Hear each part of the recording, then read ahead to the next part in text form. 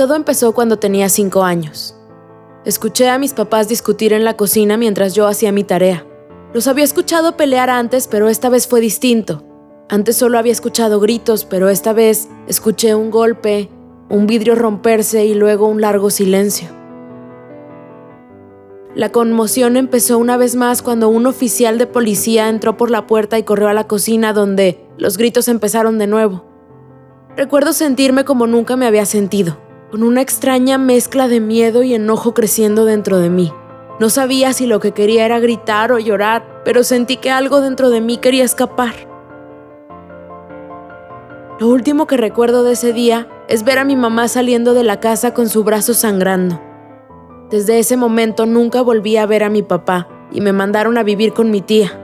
Mi mamá venía a visitarme en algunas ocasiones, pero la verdad desearía que no lo hiciera porque lo único que hacía era gritar y decir cosas como «¿No quiero una hija como ella?». Me decía que si yo no hubiera nacido, su vida hubiera sido más fácil y que fue un error tenerme. Dijo que debió de haber tenido un aborto. Mi vida se volvió más difícil cuando mi hermanastro decidió que jugaría conmigo en maneras en que él decía que era normal, pero no lo eran realmente.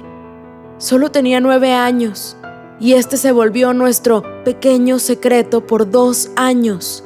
«Ven arriba y juguemos nuestro juego secreto», me decía. «Recuerda no decirle nada a nadie, no quieres meterte en problemas». Me volví muy introvertida, no tenía con quién hablar. No tener a mi mamá, no saber dónde estaba mi papá y con un hermanastro que me tocó hasta que tuve 11 años, fueron cosas que crearon dentro de mí emociones que me llevarían a que me lastimara a mí misma. Me cortaba la mano para descargar el estrés, pero realmente era por atención más que nada. No tenía con quién acudir, odiaba mi vida, lo que se había convertido. Yo me había convertido en mi peor enemigo. Cuando mi tía descubrió lo que había estado haciendo, me mandó a un hospital psiquiátrico. Cuando la gente piensa en hospitales psiquiátricos, piensan en las películas. Camisas de fuerza, cuartos con paredes de almohada. Pero en lugar de esto, habían cuartos donde los pacientes podían aislarse y tranquilizarse en privacidad. La gente ahí no está encadenada a las camas. Bueno, solo si realmente lo necesitan. Y no son asesinos seriales que escuchan voces. Más bien, los pacientes son gente silenciosa, reservada, que llegaron aquí por tener tendencias suicidas. Creo que solo había una persona que realmente tuvo una psicosis severa. Estaba en la unidad infantil del hospital. Era un espacio pequeño. Tenía algunos sillones incómodos, una mesa y una televisión pequeña. Todo lo que hacíamos era ver películas una y otra vez. Si no estábamos haciendo eso, hablábamos con un psicólogo que nos preguntaba algunas cosas y luego nos dejaba ir a seguir viendo más películas. Estuve ahí solo 3 días y a pesar de que fue poco tiempo, fue la primera de muchas veces que iría a un hospital psiquiátrico. Cuando cumplí 12 años, regresaron mis viejos hábitos y empecé a sentirme enojada. Odiaba todo lo que me pasaba y regresé a hacerme daño, pero esta vez fue mucho más grave. Estaba frustrada y cortaba mis brazos más profundamente que antes. Llegué a tener tendencias homicidas, creyendo que quien me estorbara merecía morir. Incluso una mirada podía hacer que mi cabeza se llenara de ira que tenía que contener. La escuela notó mi comportamiento agresivo, homicida y suicida y me mandaron a mi segundo hospital psiquiátrico. Como ahora era más grande, me enviaron a una sección distinta del hospital, mucho más grande. Estaba ansiosa y nerviosa. La primera vez era una niñita que no entendía lo que pasaba, pero ahora estaba completamente consciente. Mis manos temblaban y al hablar tartamudeaba. Pasé días sin hablar con nadie, enojada por estar encerrada de nuevo.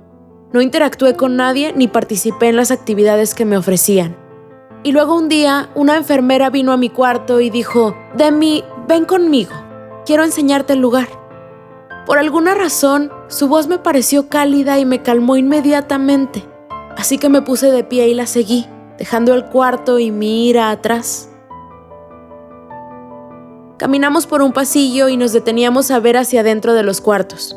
No estaban llenos de gente gritando o hablando sola. En los cuartos había gente sentada en silencio, haciendo actividades. Mientras más caminamos, más bajaba mi guardia y empezaba a sentirme atraída a colores, formas y sonidos. Veía tonos azules, rojos y verdes. Escuchaba personas trabajando. Mis sentidos estaban siendo estimulados como nunca. Sin darme cuenta, ya estaba sentada en una mesa y por primera vez en mucho tiempo me sentí relajada. Mi ansiedad había desaparecido. Había logrado liberarme. La liberación fue posible a través de recreación, terapia artística y la libertad de crear. Podíamos hacer formas de distintos tamaños, brazaletes o pintar cuadros. Podía sentarme ahí y dejarme llevar. Me gustaba ver los colores de mi pintura mezclándose. Me gustaba la sensación de hacer brazaletes con cuentas y los sonidos que hacían al chocar. Hacer brazaletes también me ayudaba a recordar a mis seres queridos. Hacía brazaletes con sus nombres y los sostenía muy cerca de mí. La terapia recreacional fue mi actividad favorita en el hospital. La gente que conocía ahí no era psicópata o agresiva, solo sufrían de depresión y otros problemas que sentían que nunca iban a irse.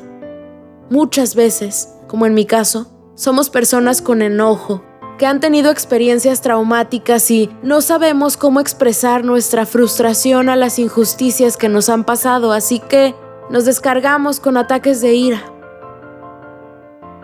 Lo bueno de estar en el hospital es estar rodeado de gente parecida a ti, gente que está pasando por las mismas batallas y gente que te quiere en maneras que realmente te ayudan a sanar. Las actividades que nos daban, la terapia grupal, la privacidad y el entretenimiento son bloques y ayuda terapéutica que te apoyan a pasar al otro lado con una perspectiva diferente. Hoy tengo 4 meses sin lastimarme, sin depresión y sin tendencias suicidas. Hubo un momento en donde pensé que no iba a llegar a mi cumpleaños 15, pero ¿qué crees? Lo hice. Lugares como este tienen una mala reputación por las películas, pero quiero que la gente que esté viviendo problemas similares sepa que no hay nada que temer. Los hospitales pueden ayudarte y no tienes por qué tenerle miedo a recibir cualquier tipo de apoyo.